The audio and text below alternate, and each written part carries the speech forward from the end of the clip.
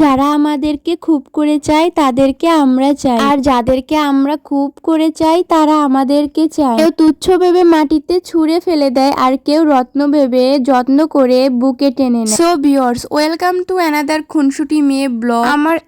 আমার পেজে সমস্যা হয়েছে, দ্বিতীয়ত আমার ফোনে সমস্যা, তার জন্য আমি খুব টেনশনে আছি। এত টেনশনের মধ্যে আমার ফ্রেন্ড সার্কেল গুলো সবাই বলল যে এত মন খারাপ করে ঘরে বসে থাকিস না। তাই বন্ধু তো আমাকে অনেক ভালোবেসে বলল চল ঘুরতে যাই। তারপরে সবার সাথে ঘুরতে আসলাম। আবার কোথায় জানেন? আমাদের উল্লাপাড়া বিখ্যাত মিনি কক্সবাজার।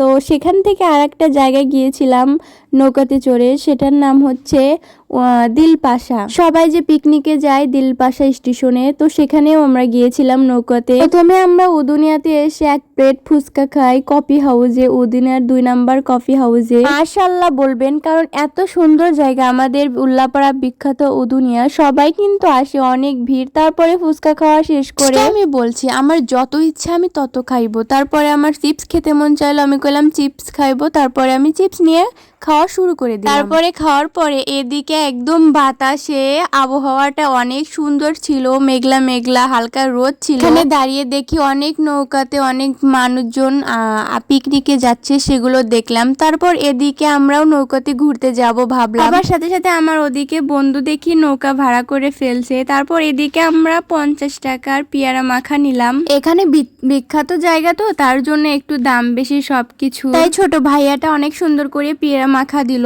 তারপর আমরা পেয়ারা মাখা আরো ঝালমুড়ি আরো অনেক কিছু যা যা মানে সবকিছু যে এখানে যা যা উঠেছে সবকিছু নৌকাতে উঠে ভাবতেছি না এর মাঝের একটা গান দিয়ে ভিডিও বানানো উচিত, বাট আমাকে বানিয়ে দিচ্ছে না, সবাই যার যার মতো মজা করতেছে।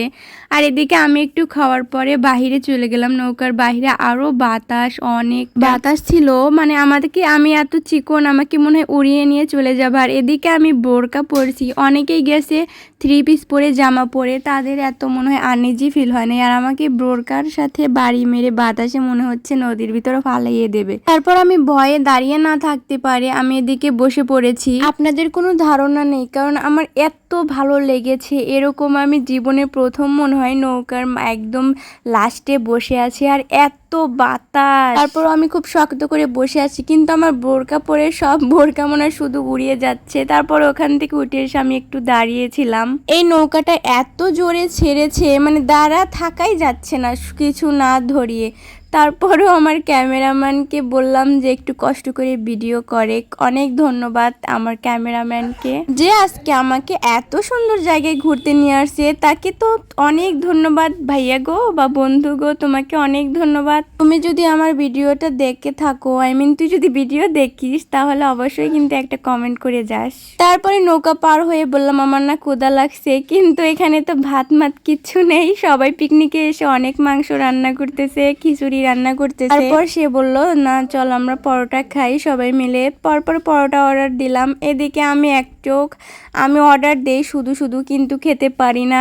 একটার অর্ধেক খেয়ে তারপরে আমার কেমন জানি লাগলো, আর খেতে পারলাম না। তারপরে দেখেন কত মানুষ পিকনিকে আসছে একটা স্টেশন। এখানে কিন্তু কোনো বাড়িঘর নাই, ওইরকম কিছু নাই, শুধু দোকানপাট উঠছে, কারণ এখানে মানুষজন এসে বসে থাকে। পিকনিকের জন্য রান্নারও ব্যবস্থা আছে, কারণ আমি আজকে সবকিছু দেখাইতে পারলাম না, কারণ এদিকে ভিডিওটা অনেক লং হয়ে যায়। এদিকে আমি সেই পেয়ারা মাখা আবার খাইলাম। এতে চোখ রাখবেন, অনেক সুন্দর সুন্দর ভিডিও রাখছি, সবকিছু ছাড়বো। মানে সবাই পিকনিকে রান্না করতেছে আর আমাকে খেতে দিচ্ছে না, কয় তোকে ফকির বলবে। তো আজকের ভিডিও এতটুকু, আল্লাহ হাফেজ। নেক্সট ব্লগে সবাই দেখবেন।